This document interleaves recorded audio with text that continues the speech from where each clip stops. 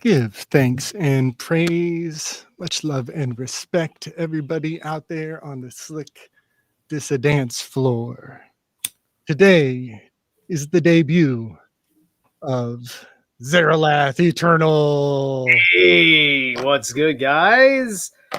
Can't believe how many times I've had you on. You finally thought to invite me.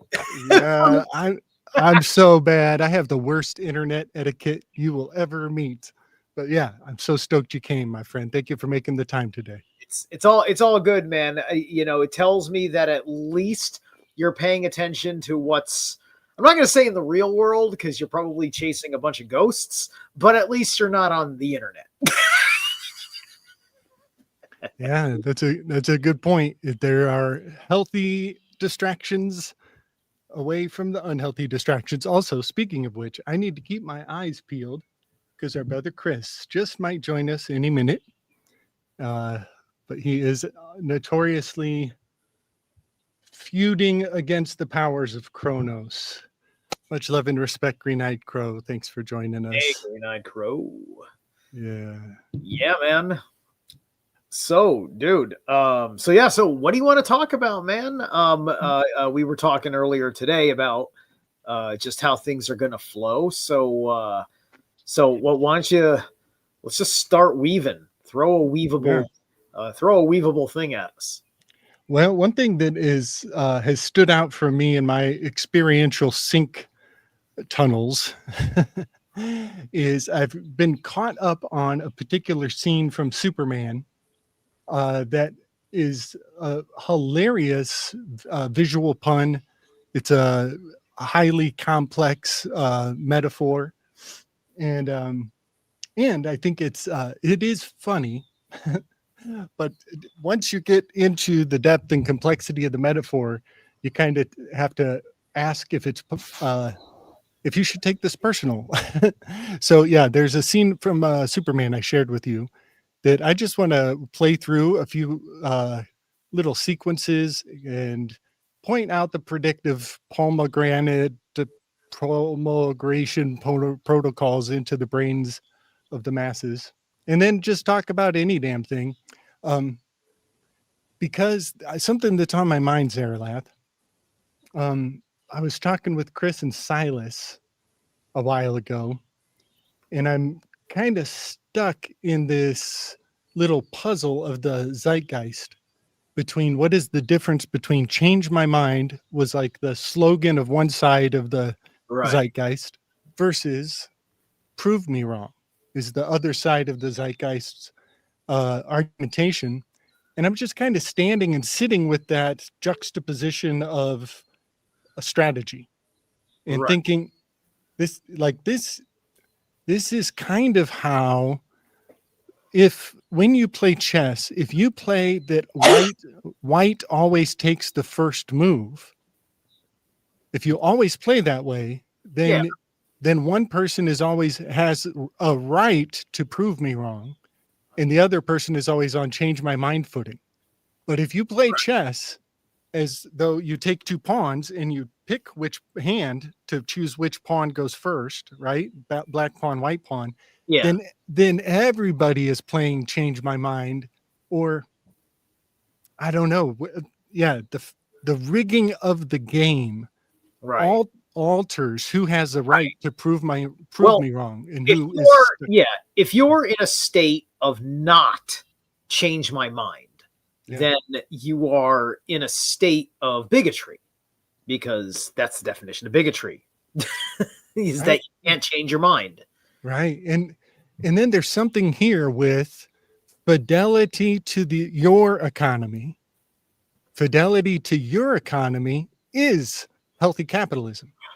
Right. And healthy capitalism is a form of bigotry in your decisions, right? It's predetermined um, allegiance. Well, yeah, I guess I mean like is it bigotry if a company, is, doesn't have foolishness running it and when something is not working for the company, they learn from that and not do that again. Right. It's Right? almost like, yeah, it's almost like we're talking about, Example: Cracker Barrel. uh-huh. Never have I seen the reversal of the of the reductionist symbolism, right? We keep pushing things into reductionism. All of the brand logos are turning into like these very like dystopian basic forms that are like this, you know, it's it's just like it's brutalist. It's kind of like it goes along with the brutalism, right? This Yeah. oversimplification of things. It's just like the Pringles man. He doesn't have the twinkle in his eye. He doesn't have the eyebrows anymore. Details are just being rubbed the fuck out because they literally just want to make a sigil and have us fucking say, I crave what this sigil represents in my body right now. Yeah. Right. And so that's what they're doing instead of, having a full artistic expression in what you're looking at. Yeah. Yeah. And, I have a strong sense like this movement towards brutalism. I'm kind of thinking of it as a coerced fasting from, healthy emotional expression. And eventually they can kind of open the floodgates so that just a little bit of healthy emotional expression looks like extreme behavior because we've been fasting on brutalism for so long. You know what I mean? I'm thinking about feast and famine. This was the formula when the lockdowns happened. There were no movies. Nobody was going to movie theaters, Right. right? And And then isn't it funny how Hollywood wasn't making movies for the theaters the year prior when they're filming this shit? yeah, it's like they made the adjustment in advance. Hey, you know what? I have a feeling that just people are just gonna not be into the theaters. Let's scale everything down to a miniseries or a made for Netflix movie. Like, that's a great idea. Like, who would have thought that would have been the safer way to put out your fucking product? To literally have like almost nothing as far as what would be intended theatrical release. Yeah, buddy. Right. And And then that's because they were hiding the collapse of Hollywood that was happening in 2019, because at that point, the Me Too movement had completely wrecked everything. They right. couldn't get quality talent anymore because quality talent was saying, fuck, man, you're all a bunch of fucking Weinsteins lambing people to the slaughter. Yeah. Think about this.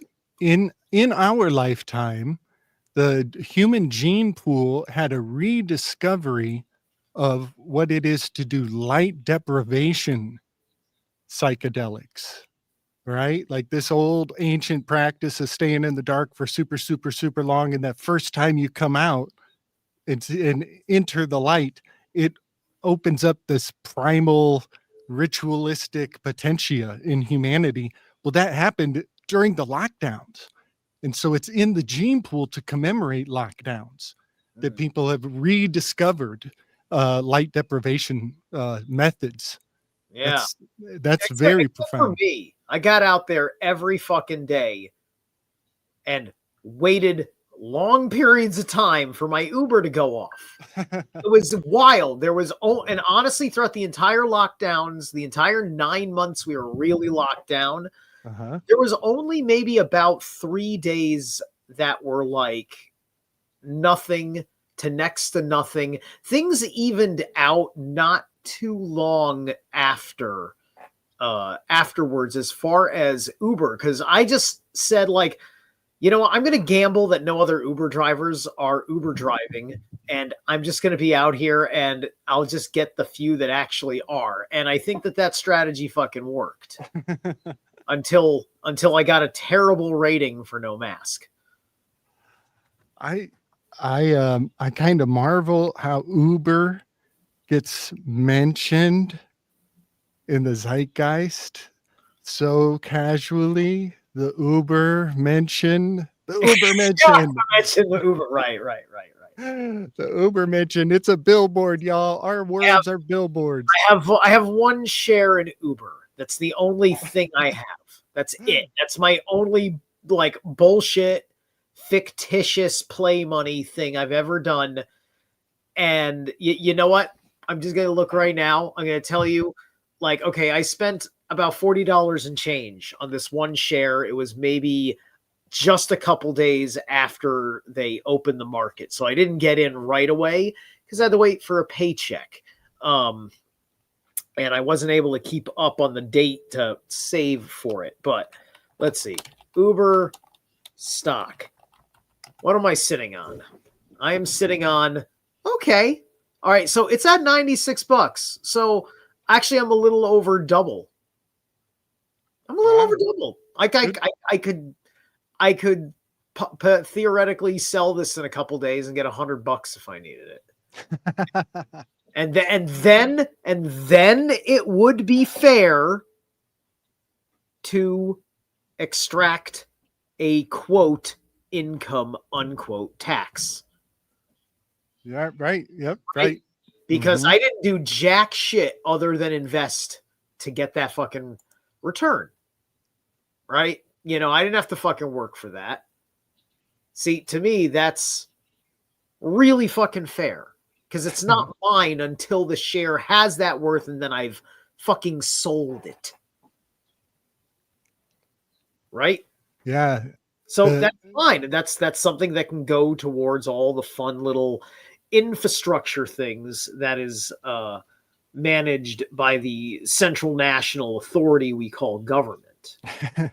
I'm going to figure out the right fucking words to transform this fucking thing into an obedient fucking beast.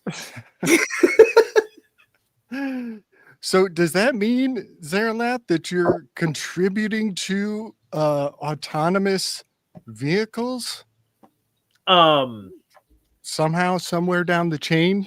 Sure. Why not? 20 cents at a time or something? I don't know if that. I guess that's what Uber's doing. Man, that is weird to think about, right? Like how many right, as you know, there's probably AI navigation technology going on, you know, because they do want to do the whole driverless car thingamajiggy. And you know, like honestly, I'm just sitting on this share because I was an Uber driver and that's it. And it's not a voting share, so I can't vote on anything. Did you catch this? Enjoying apropos background per expansive sky Mount Olympus-esque setting. Slick Zeus weaving with Zerilath Odin from Valhalla's secret sound studio bunker, protecting from Asgard heavy metal groupies. Yes. Yeah, Zero's got our back for sure. In Zerilath Asgard, dragon rides you.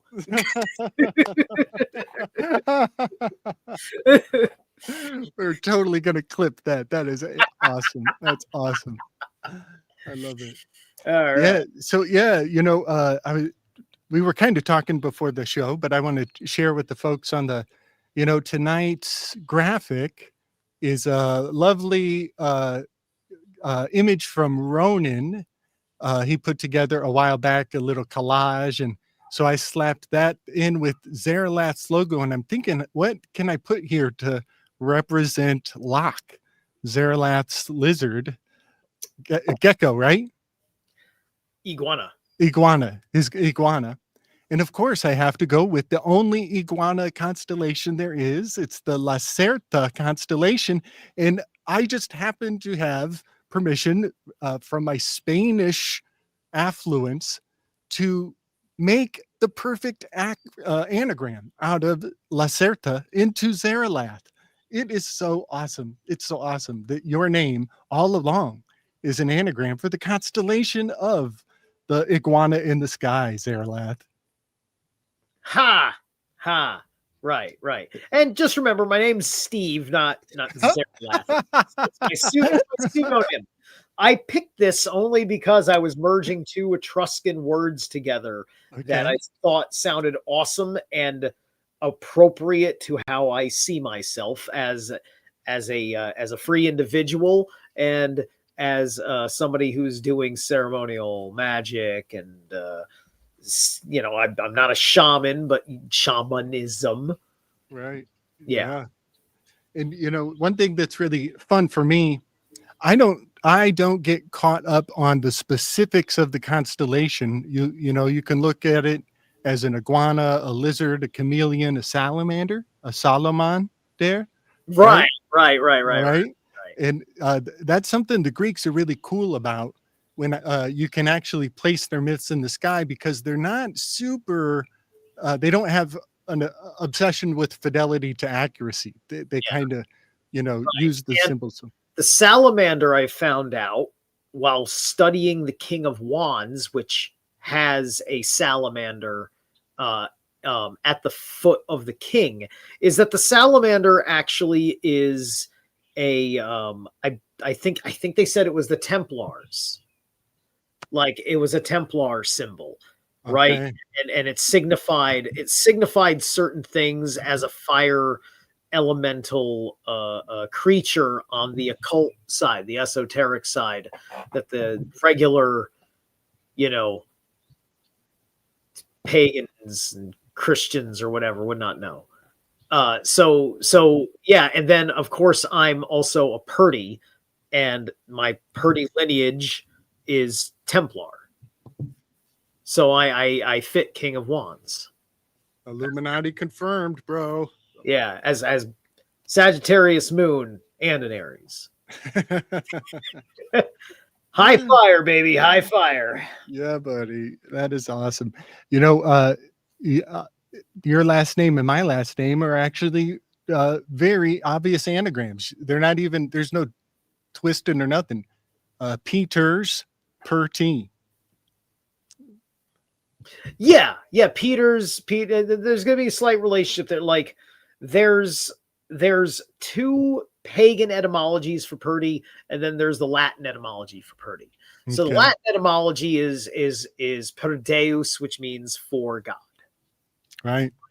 So one I think the Germanic or Norse version of Purdy is the little hearth, Yeah. diminutive of hearth, right? Yeah. So which makes sense with I suppose, my feelings for, like, give me an earth hut with electricity and plumbing, right? I got just enough Taurus in me where I want a few comforts, damn it. um and and then what was the other point I was making? Shoot. It's The, escaped me. the hearth makes me think of Brigid very much. She's kind of like an internal blacksmith or a keeper of the kitchen fires, or she's kind of a smaller internal hearth keeper of sorts. Yeah. And then I believe it's I want to say Hestia, but I've been going through some Greek mythology and I might be off. It might not be, but I think Hestia is the keeper of the hearth in the Greek pantheon. Okay. Yeah, I'll take a look. I don't remember Hestia so much. But yeah, okay.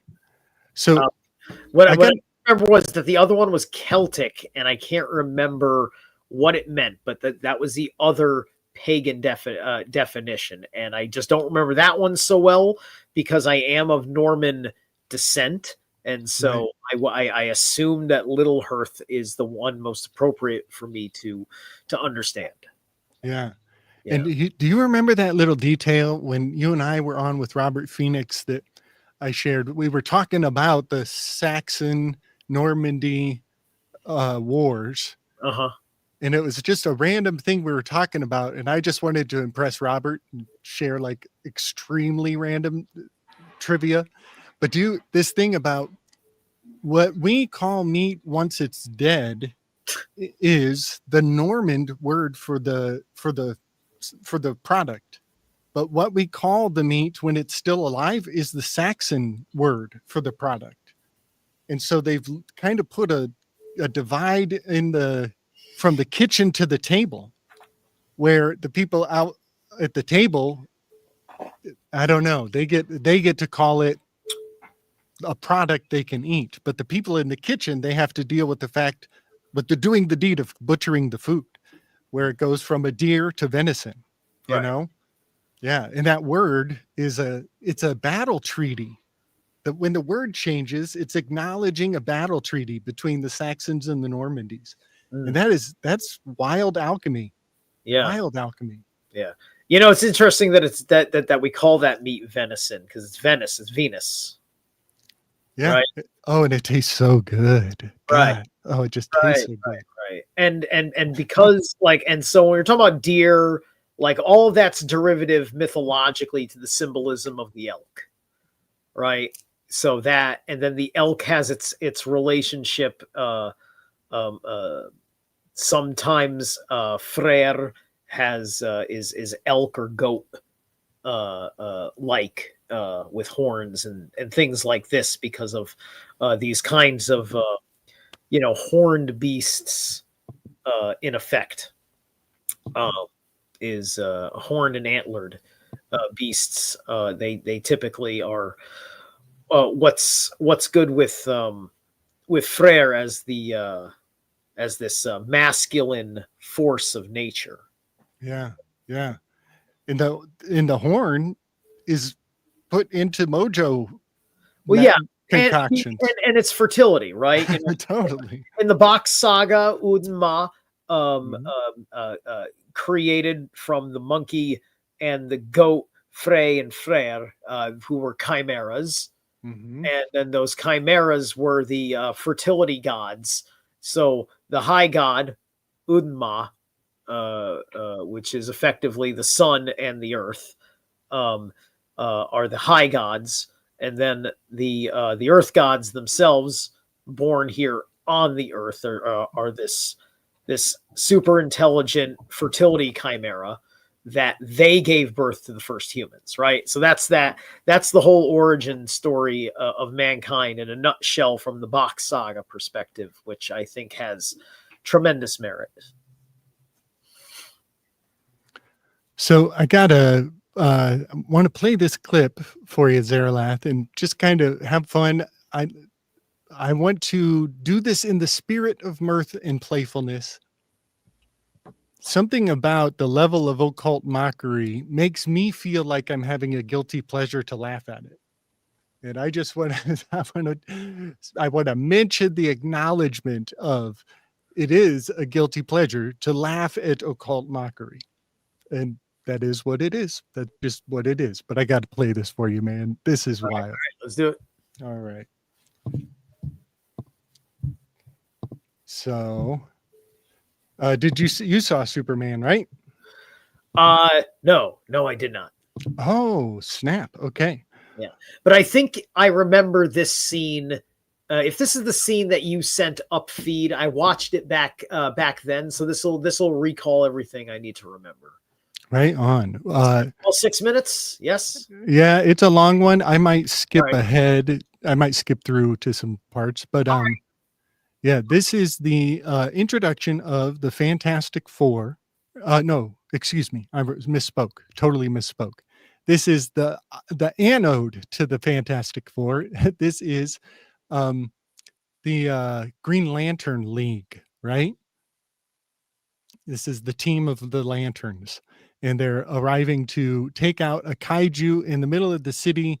And I'm pretty sure this is supposed to be an analog for Central Park, which has been a drop zone for a lot of traumatic rituals through history.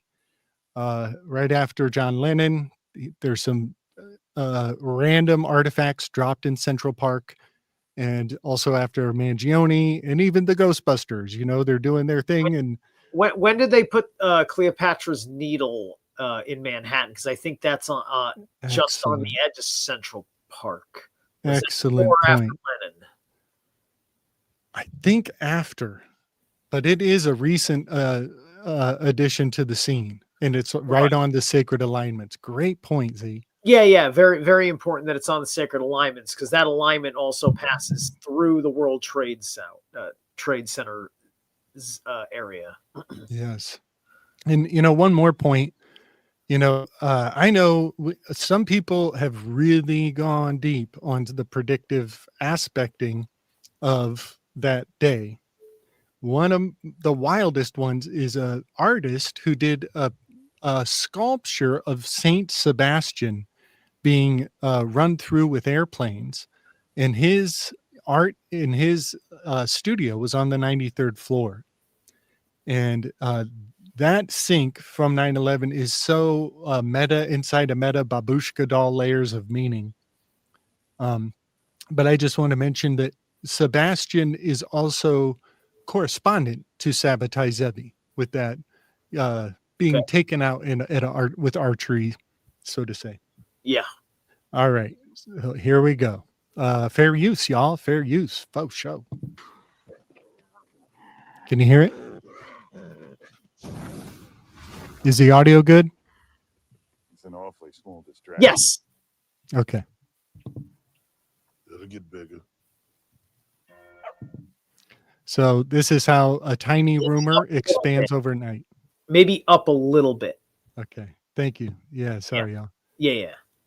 Yep. So one guy says it's a little tiny distraction. He says it'll get bigger, just like rumors do.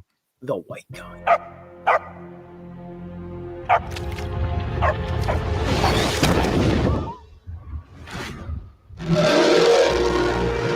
And so here we have a wag the dog phenomenon, kind of like Ganesha standing on the back of that little mouse, riding on his dharmic animal in an inverted nature.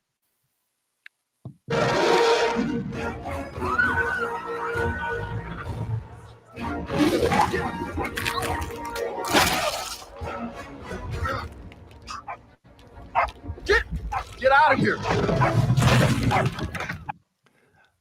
I think this kind of has some rug pull stock market encoding. What do you think? Rug pull stock, like Superman is holding up the whole stock market right now, is what you're saying, and he looks like the fool with his dog warning him about the cliff, because he's not about to walk off a cliff. A cliff's about to walk off of him. Yeah, buddy. Yep. And also, we got the Atlas aspecting. And also, I believe Atlas is deep coded to Orion, which is the shape of the Fool card for sure. Big Fool card right here. Yeah, I gotta send. Actually, I gotta see how long it is. Maybe I could play it on this show. Keep going. All right. Fair use.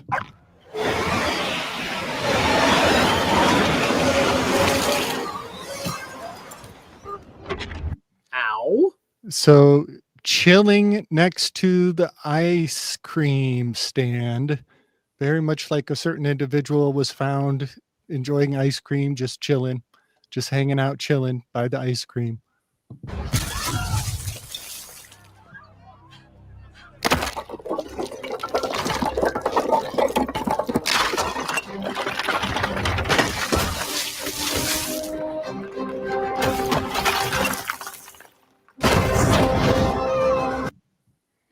And right there is the universal symbol for touchdown, right?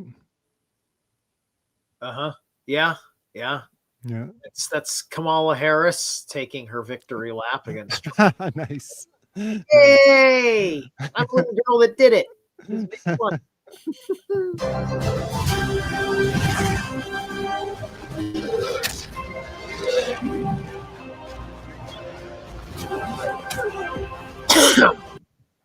So on the show with Silas, I was mentioning the correspondence between the Yashuras from Hindu cosmology and insurance. And we're only watching one scene out of context from the whole film. So I'm making commentary on a larger picture here, but Superman has developed an overdeveloped self-conscious about collateral damages. And so when he sees this building's about to get knocked over, back in the day, he used to just knock buildings over. But now he's extra worried about it. He's got to go and save every damn buddy. So they're rewiring how deliberate he is to executing his job. And this is happening en masse with I speak for myself. I find computers absolutely oppressive because they're so deliberate.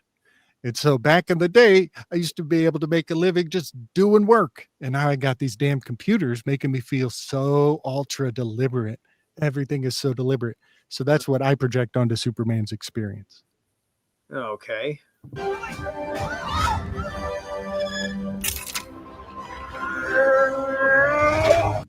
And that was the touch screen. Everybody's broke their phone before, right?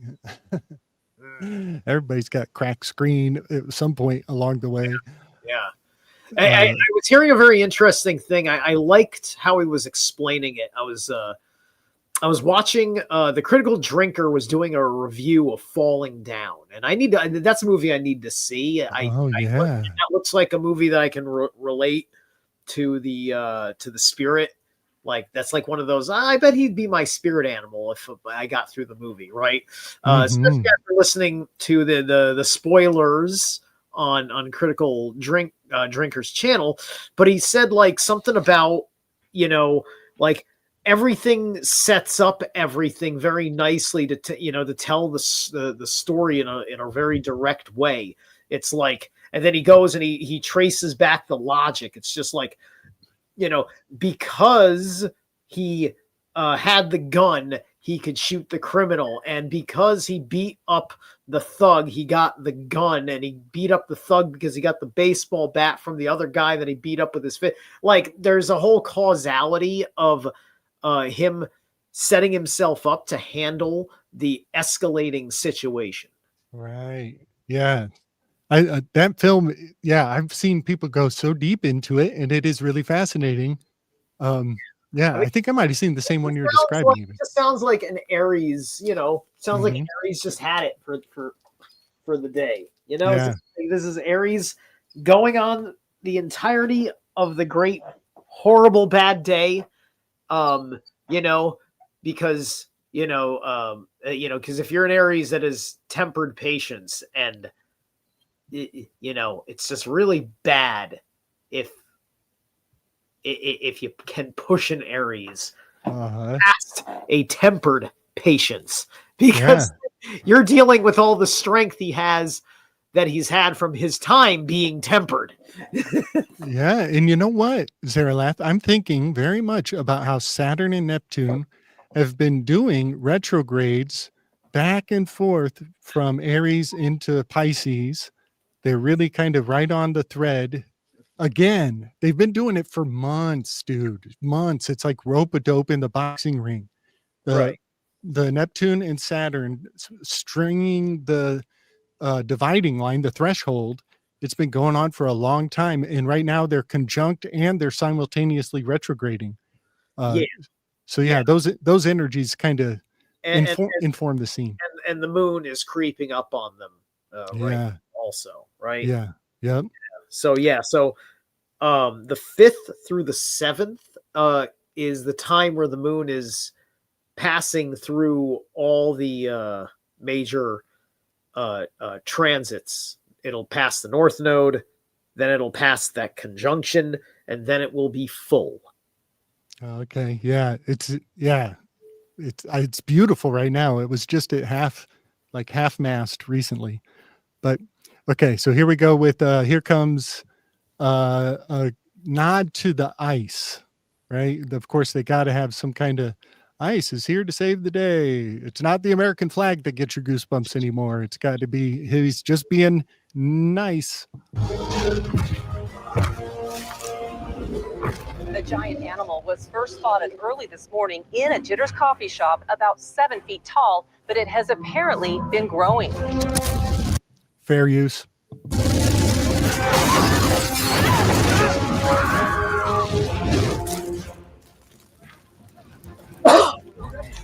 Everybody okay?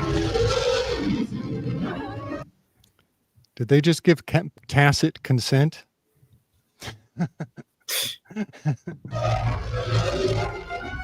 Hey, buddy, eyes up here. Ice appear. La migra, la migra.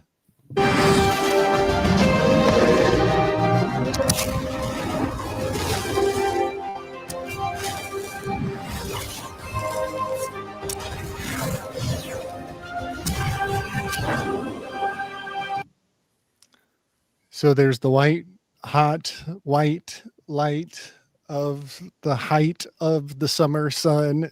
And another interesting thing I'm thinking lately about white, I've been contemplating white fragility as it relates to all things fragile, including your eyeballs and your teeth, even the porcelain of your toilet in your most vulnerable moments. And when you're in the twilight years of your life, you start to turn white. But there's also an aspect here of surrender, giving up, letting go. White flag, white towel, white trench coat. Even the guy getting zapped in the Milgram experiment, he gives up. He surrenders because he stops screaming. He puts up a white flag symbolically by being silent. And a lot of that is kind of what I'm beginning to contemplate, that it's not about race. It's more about age, wisdom, right? People see your wisdom because your hair is white. You earned that. Oh yeah, but also remember, I'll give you two cinematics. The first one's obvious. You've got Gandalf. Gandalf goes white, and that's him. At his most powerful. Definitely not a surrender situation. And also, Christian Bale in Equilibrium. He's the gun kata master, right? He's one of these super agents, right? At the end of the film, when he's completely off the emotional suppressors, and he's in the final fucking run to the chancellor of his dystopian story, he's in the white version of the outfit, which, just like in the later Matrix films, has that allusion to a Jesuit cloak. So it's a white style kind of monk cloak, and he goes in, and it's got that white goth kind of effect because of the way it's designed. Yeah, man. And the poetry, the poetry visually for the moments of bloodstain on the white. Okay. Yeah. Yep. So Wissen, right? Wissenschaft is the German word for science, but it has wizened, and it has also the word white, Weiß in German, Weit. Yeah. But something here alchemically, the dragon is shooting orange flames, and Superman goes to the pinnacle of all, white phosphorus, forbidden in warfare, and then drops and surrenders, descends, lets go, and then punches the monster in the face here. But just in a minute here, some really corny shit happens, and I know that it's hokey. But I'm developing a strange sense that the language games are the most sophisticated when things look lame or corny. Look, you want to know what happened in 2020, just go watch Plan 9 from Outer Space. Yeah, buddy. Totally. Fair use.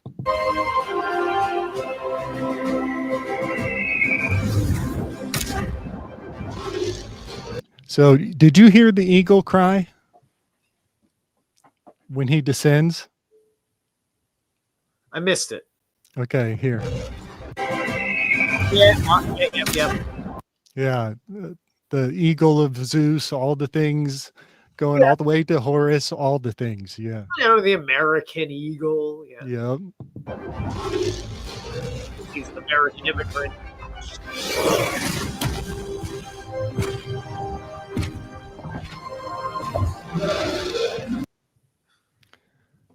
Now, this scene, I don't know. There's a lot of social commentary. Always, there's so much social commentary. I feel almost like I'm doing a disservice to point out how many things I can't say. You know what I mean? I almost feel like I make things too open to interpretation if I don't speak to all the damn things being said. There's so much going on, but to each their own. Just notice the power shift here as he helps this young damsel to the rooftop, and then what happens on the skyline. Deep, slow breaths, ma'am. You're gonna be fine.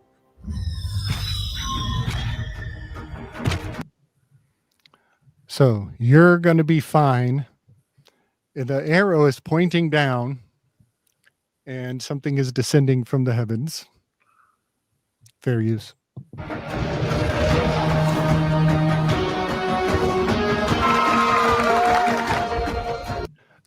So, Zerilath, would you say there's something to my claim that these Green Lantern guys are kind of like the DC version of the Fantastic Four?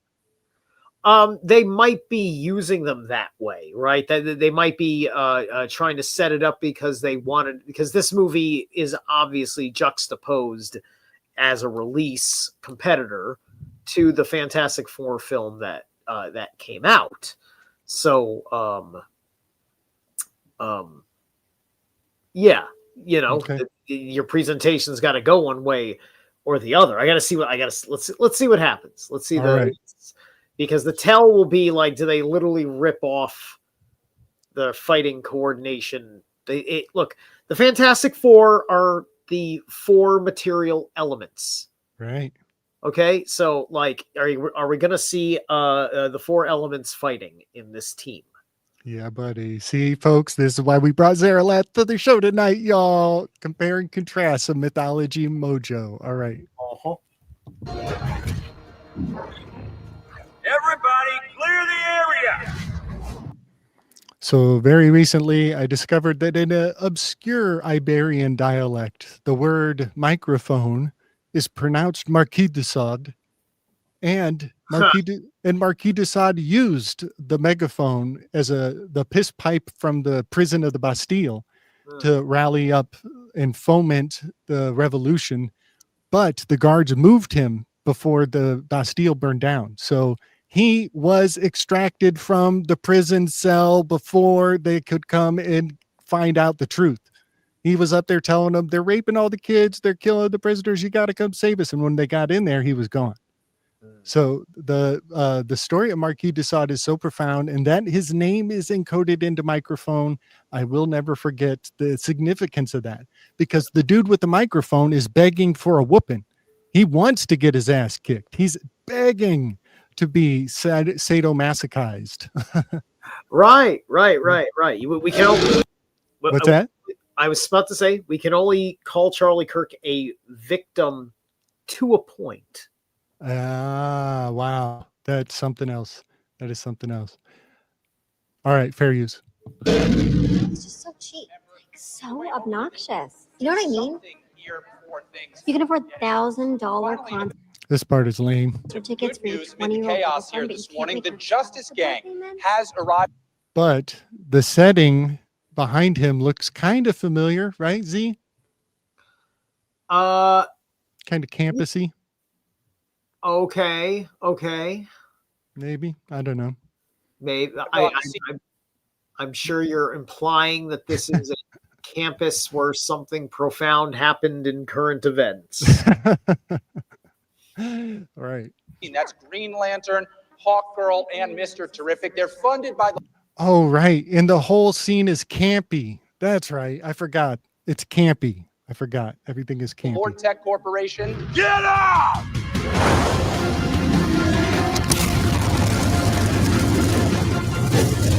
Hey!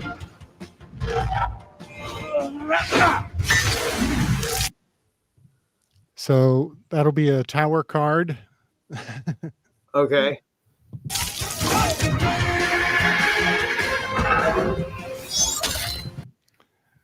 Her little mace ball looks a whole lot like a certain airborne pathogen.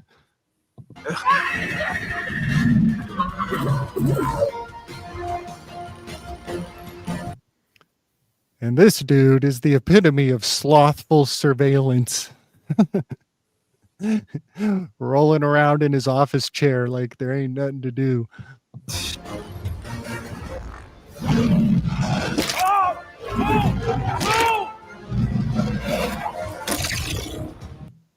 And look at that.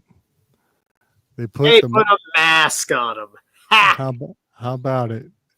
How about it? Yeah, to protect their surveillance state. And I always point out that the reason why the toilet paper ran out is because they were shifting the industry so they could sell you your toilet paper to put on your mouth for a mask. And that is why the teepee rolled out. And turning point is an anagram for teepee running out. Yeah, boy.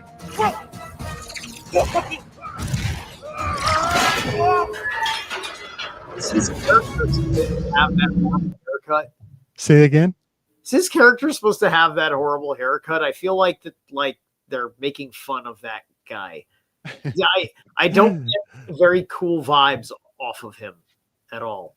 Yes, and he's supposed to be the Green Lantern, right? Yep, he's the captain of this squadron of Green Lanterns. Yeah, sure. Yeah, and he's got a lantern. He's in the Lantern Corps. You got it. You got it. I mean, it's just like, who is this nerd with the bowl haircut? It looks like Boris Johnson. It looks like Boris Johnson. Actually. You named it. You totally called it. I knew it would come out. That's totally what I think is happening. Trump, I suppose one could say. Maybe, yeah, yeah. They kind of make them both. Boris is not really relevant. Trump's the most relevant thing in the universe right now. Yeah, it's so strange that there's like cultural flavor of humiliation, but either way, that hair is terrible. Yeah. What's the skinny? It's high. Fair use. It's tough, but it's off balance. I've been trying to figure out a way to get it out of here alive. So here's a prove me wrong or change my mind. Kind of, maybe. Two different strategies of what is the priority, Right. Get it someplace where we can study it. Oh, come on, man. What? Go for its eyes! Go for its eyes. And so this is, I think this pun is way older than Hollywood, I think it's been played out and beat dead a million times in a million cultures before us. But I'm just going to speak to it in the contemporary context. I think Hollywood loves to abuse the gaze. And when they abuse the gaze, it's the pinnacle of sensitivity, because Eros is generated by the most tender surface. Eros. All of your Eros are generated by the most tender surface. And therefore, when you look at your loved one, is the most connectivity that you can have. It's some of the most intimate connectivity is not touch. It's actually the gaze is potentially one of the most high-grade aerogenerous parts of the body is your eyeballs. And they know that, and they mess with it with this pun right here.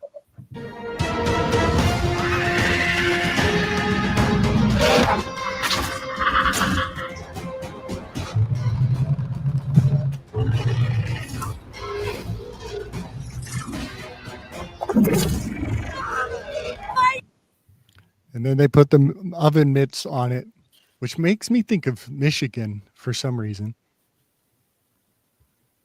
Guys, help! I made giant oven mitts. Good for you, asshole! I'm getting blinked to death! Zerilath, does that remind you of any kind of Valkyrie mythology? That dynamic? Shoot, what? I was trying, like I'm trying to pick up what's significant about what did she say again? She says, I need a little help. And he said, what do you want? I need oven mitts. And she says, good for you, asshole. I'm getting blinked to death. Jeez. I'm not sure. I would have to. I don't have the attributes of the Valkyries off the top of my head. Okay. That's Okay. something I should get on. Well, yeah, it makes me think of some kind of weird role reversal where she's in doing the dirty work and he's actually knitting or doing kitchen oriented safety precautions.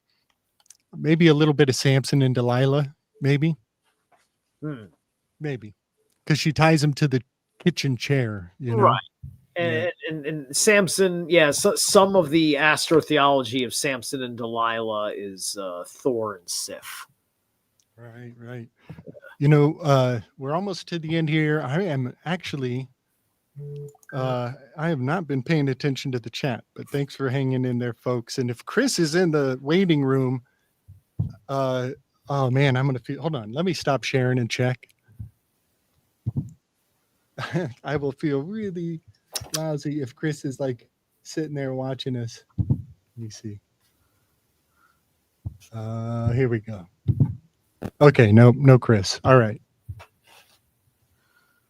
Let's see. So this next part is really is the most significant to me, and it's actually the punchline of why I dragged you through this, Zerilath. Okay. Because here we go. This last weekend there was a fascinating football game between the Dallas Cowboys and the Packers, Wisconsin Packers, and there's this high drama where they're trading this football play. A bunch of football players are getting traded back and forth and double back, trade back, no reverses. And the football player is kind of going through a forced migration because he had to move to one football place and then they rejected him and sent him back. So his whole family has to put on the old Packers gear and go back to the old team. And it's all drama.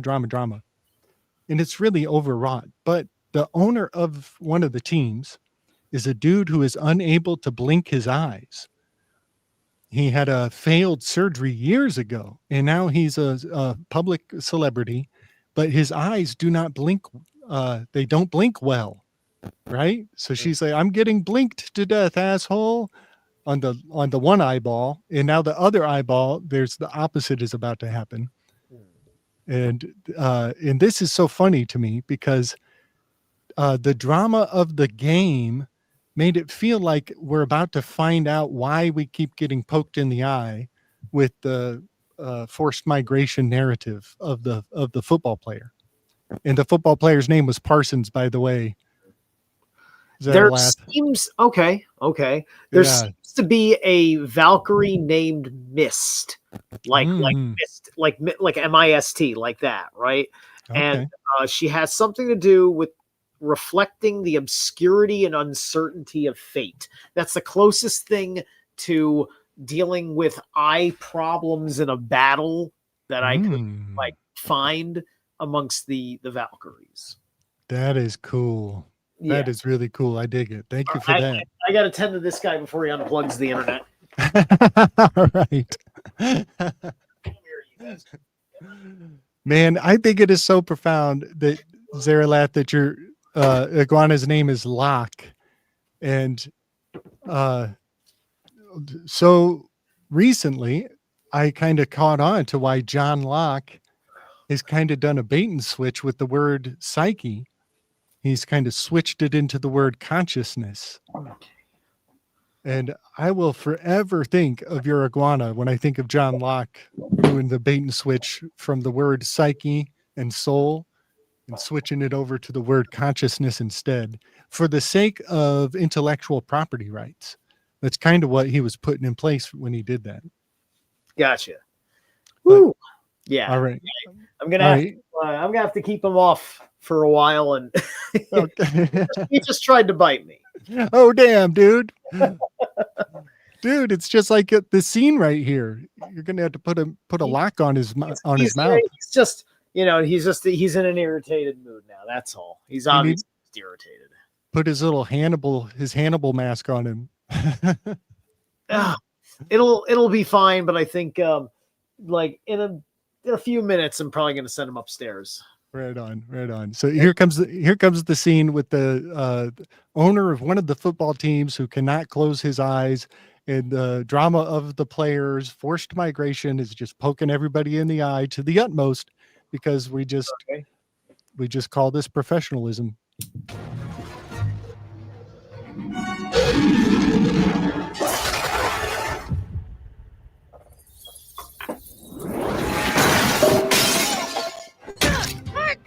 Come on, be careful!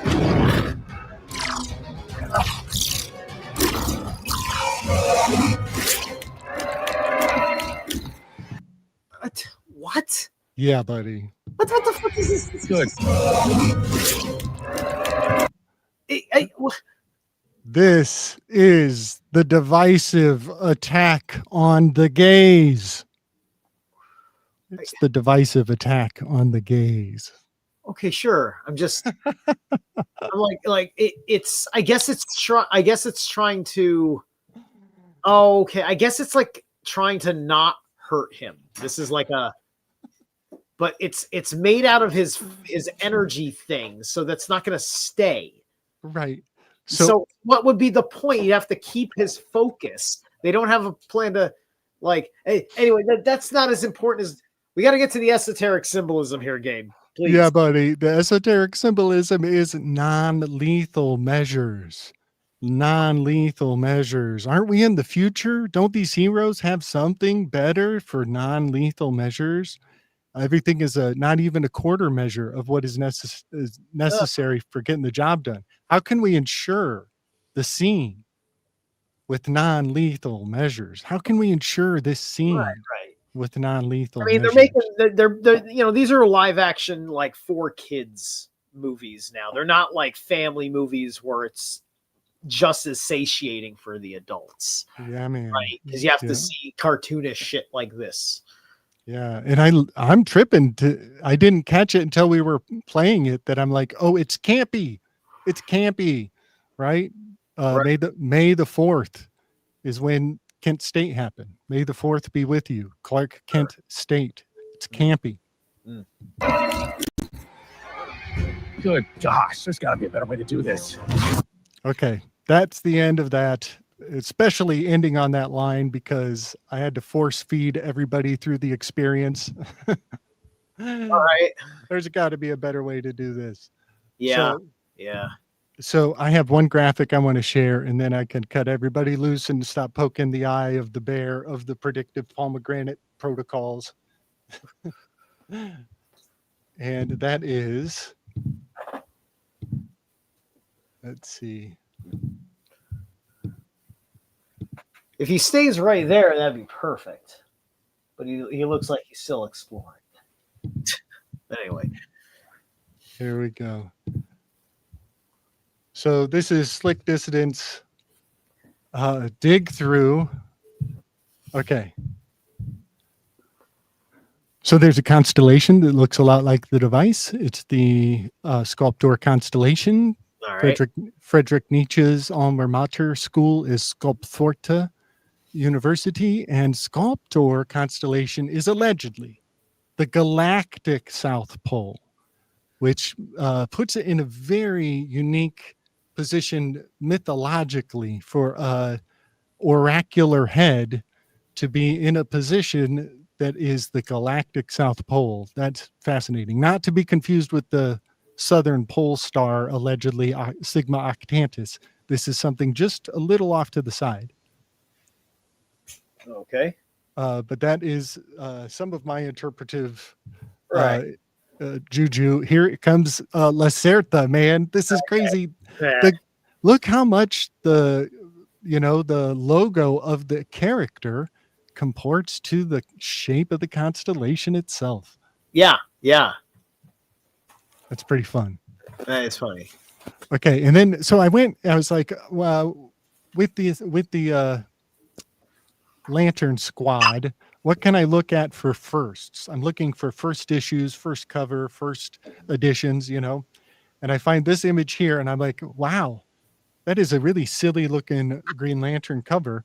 And then a couple days later, all of the news starts to fit into the ingredients of this cover of Green Lantern, as old Charlie's wife was in a music video on a zip line. And in this Green Lantern dude is zip lining past this clown. And the shape of the strings from the puppet strings of the clown motif are comporting to the Atlas comet in its trajectory to swing through the solar system right now. Okay. And that is some far out bullshit. I'm pretty sure the Mormons have had a real, I don't know. I wonder if Green Lantern is customized for the Mormon mythos. Are you saying that? Are you saying that? Wait, we're saying Erica Kirk is like the clown. Is that what you were saying? Well, no, I'd say the alleged shooter is like the Green Lantern here, and his tranny lover is the clown. Oh, I see. Okay. That's what you're looking at. But in the news just recently, some TikTok video of his wife ziplining past a sign that has the date of his death, 9-10. When that kind of went viral, but there's so much going on. It's hard to even pay any attention, let alone enough, whatever that might be. Right. Hey, look. I've been telling people, like, all right, make a note that maybe what Erica Kirk's behavior has been perhaps fake and suspicious. All right, make that a footnote because that's circumstantial evidence, right? It's almost double circumstantial evidence because it's just, reactional behavior after the fact, right? Stick to what we know is the actual facts of the event itself, and then you've kind of got to piece together everything in the past and the future from that event together contextually, right?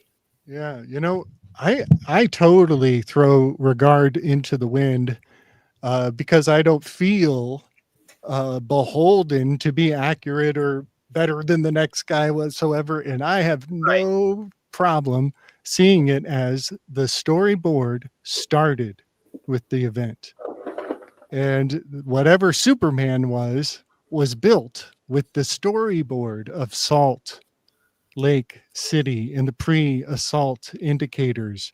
Right. These fighting Irish are already postured to go to war, and we took out the Redskins and the Indians logos first. This Irish dude is ready to fight over here. This is also, for fuck's sake, it's, I have to say it's Masonic. Yeah, big time. It's Masonic. The eyelids are stretched out in a manner where they form the square, and then the probing device is the compass, and then there's the G-eye of Providence in the center. Yeah, and this is probably poking the eyeball of the ladies more than the dudes because we don't have to go get certain procedures done, right? So yeah, I'm sure there are jokes I don't want to even get. Right. So this is also the way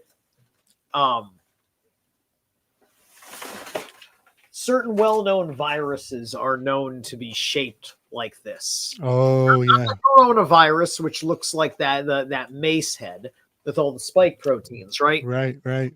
I'm talking about the I forget what kinds of viruses they are, but basically it looks like a probe thing. It's got a bulbous head with the genetic material, and then it's got legs like a mosquito, and then it clamps to the cell and injects itself. Totally. All right. So yeah, this is my Slick Dissident decoder ring graphic, fusing the scenery of the eye-poking divisive attack on the gays to the event that happened with that dude pulling his little palm pistol. It's very interesting, that palm pistol. It rhymes with the I get a lot of advertising for fishing lures. Do you get advertising for fishing lures? Not that much, no. That's a weird object pattern repeat in my algorithm.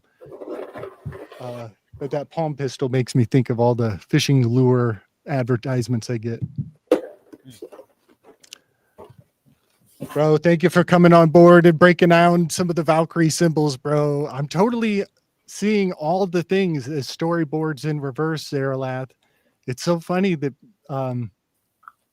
yeah, it's so funny that we keep calling it predictive programming, you know, because that's what the experiential chronology is. But that, again, is kind of the difference between, are they playing chess where white always goes first no matter what? If you're playing chess, white always goes first. Or are you playing chess where you actually take the 2 pawns and offer the other person the chance to be the one to go first, you know? Right. I mean, usually when you want the other guy to go first, you let them play white. Right. It's just like, you want to go first? It's like, yeah, all right, here, you play white, right? Yeah. That's typically just the simple way you do it. Mm-hmm. Yeah. It's fascinating to me. I think the storyboard was written from Kirk all the way back to 9/11 with both events in mind. And most of the art in between is, I think, dependent on that storyboard. That's the way I frame it.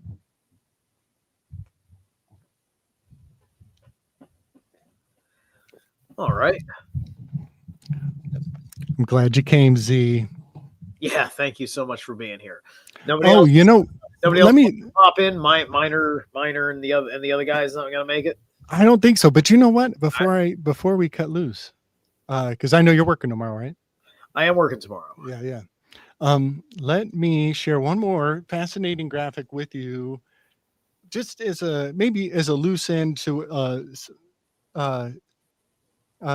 potential interesting location in Norway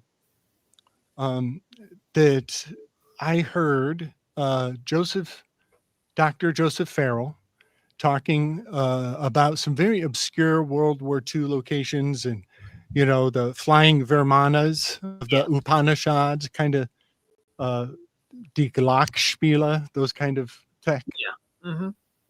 And they named a location. And when I looked up the location, because the name of it sounded so much like Enneagram, and I looked up the location, and Stephen, the freaking coat of arms of this location is basically Jodorowsky's Holy Mountain, the cover of Holy Mountain. Oh, okay. This is what you were explaining to me. Now now I understand what you're saying. Gotcha. So you got a picture of this thing? Yeah, let me see. Let me bring you guys back into the slick dissident gallery of dangerous ideas. Let's see. No, it's not in here yet. Oh, hold on. That's okay, because I can still find it here. So has Corey gotten back to you with anything regarding the Holy Mountain that we did?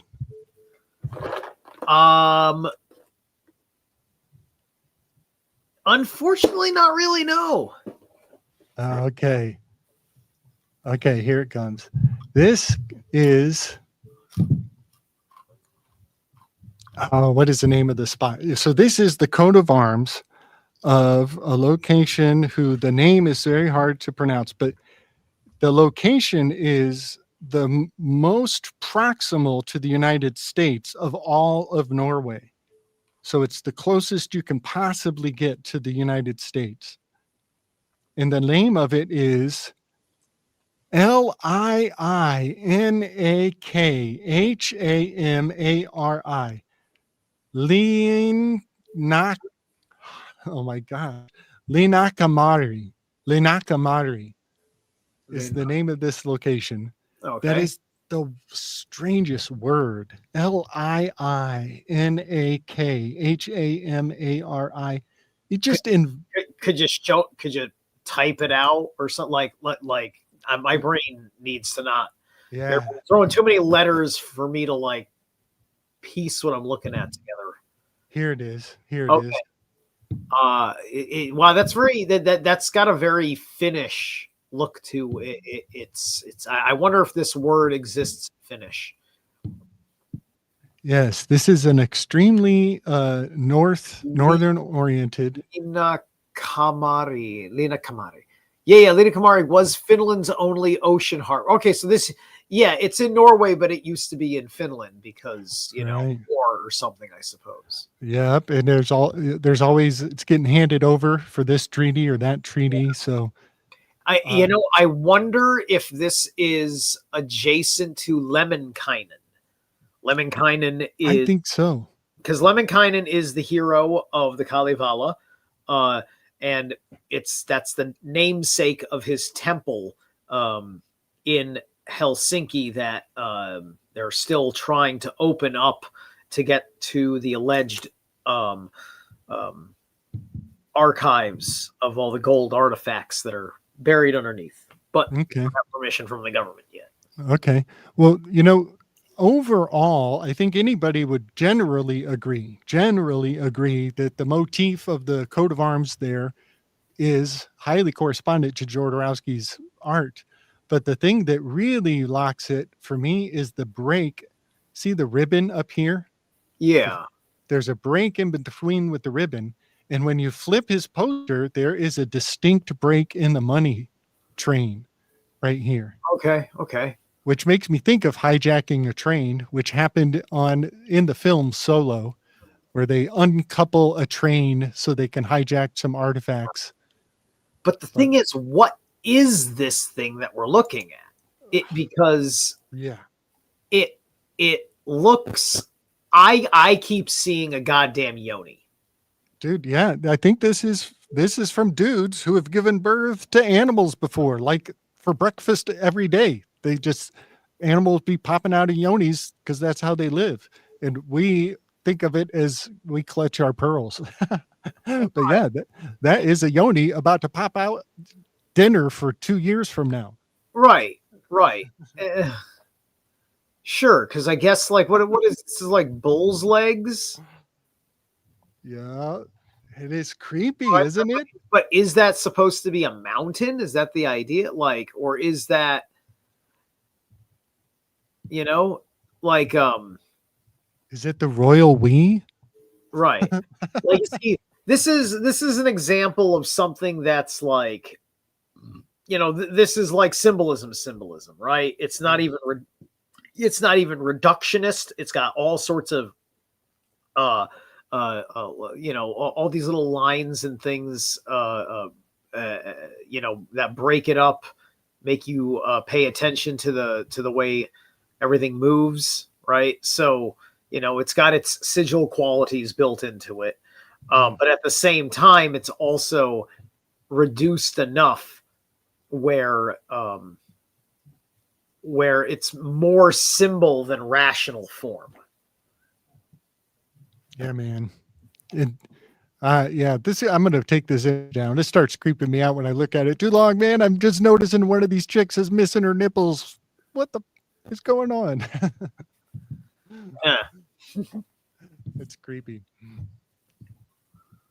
When we were in high school, my best buddy and I we had a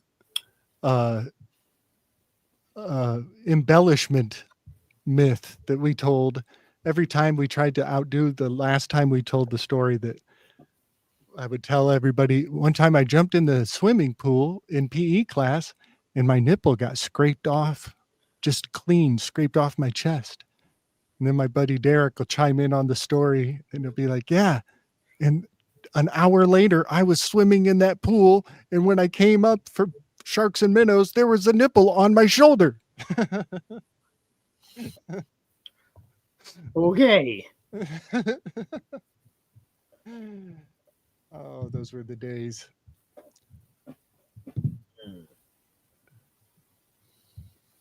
Thank you for coming along, everybody. I see Green Eyed Crow is still in the mix with us. Deserta came. Big love, brother Deserta. What time you got to get up, bro? Me? I wake up at 3:30 in the morning to get all my things done. Man, I used to do that. That means you're trying to get to bed by 8, huh? Something like that, basically. Yeah. Because Isn't it?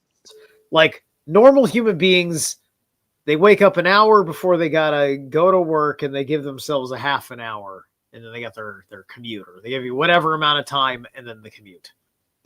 It's like me. I've committed to ritual, so plus the rituals are self-care. So Totally. so I'm doing essential self-care in that time. And doesn't it make you value your sleep even more? Like you really get to I don't know, the more you get, the more you enjoy it, when there's that kind of hot seat creeping up every night. Yeah. That kind of thing, which for me, it hasn't been as of late. I've been dealing with all sorts of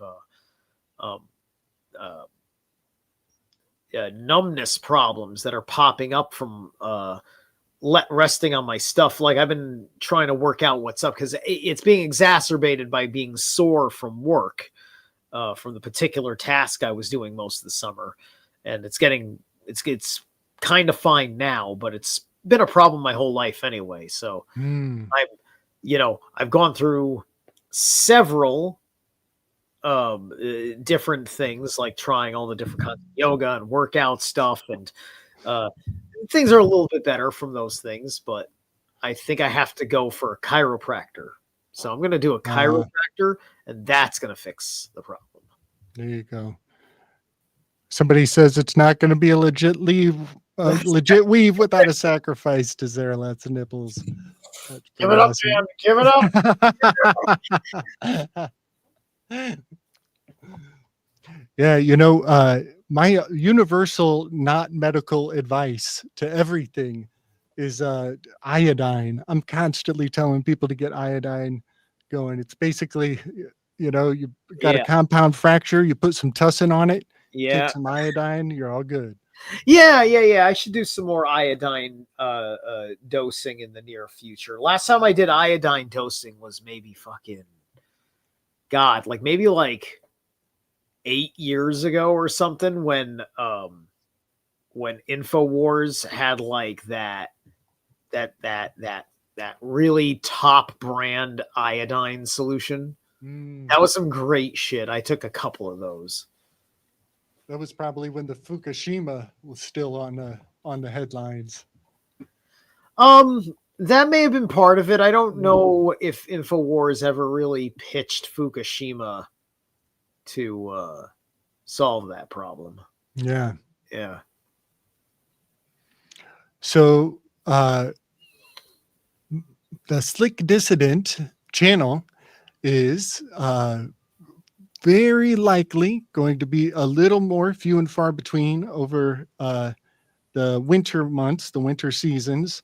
I got a whole lot of work coming on, going through some major overhauls on life. So I'm super glad I got you in on a live with me before I go through the metamorphose, chameleon, camouflage, shape shifting of life. But yeah, buddy, you have to do your winter hibernation. Yep. Time to switch industries and gear up for the next for my white fragility dance phase. I only hope that I continue to get largely indoors construction jobs throughout the winter. Right. We'll see what they throw me as the things change, because now it's getting to the point where it's going to be chilly going into work, and then it'll be warm by the afternoon. Yeah, man. Dude, 3:30 is no joke, y'all. That I used to do that all the time, and it's just a perfect, that is the depth of everybody else's sleep. It really is the sweet spot. Yeah. I got to be at the place at 6 in the morning. Yowzers, bro. Yowzers. But I get off at 2:30, right? That's this job, this shift, So that's the payoff, is that I got plenty of afternoon. Nice, Yeah. buddy. I don't like when they change when they're going to do the daylight savings again coming up, right? Like I actually don't like that, but unfortunately, people don't want to drop their kids off in the middle of the night with the bus. Why doesn't just everybody agree to do things later instead of just forcing time to change? Right. It is so funny. It is so funny. Right. Let's see how we consciously, psychically feel about that with Saturn and Neptune in retrograde conjunct this time around. Yeah, right? man. Yeah, dude. Talking about a perfect time to chip one pillar away from moral relativity. If we fix daylight savings, we'll be that much firmer on our own feet. I love it. Yeah, precisely. All right, brother. Well, thank you for coming along. Tell the folks what's up with Zerilath land.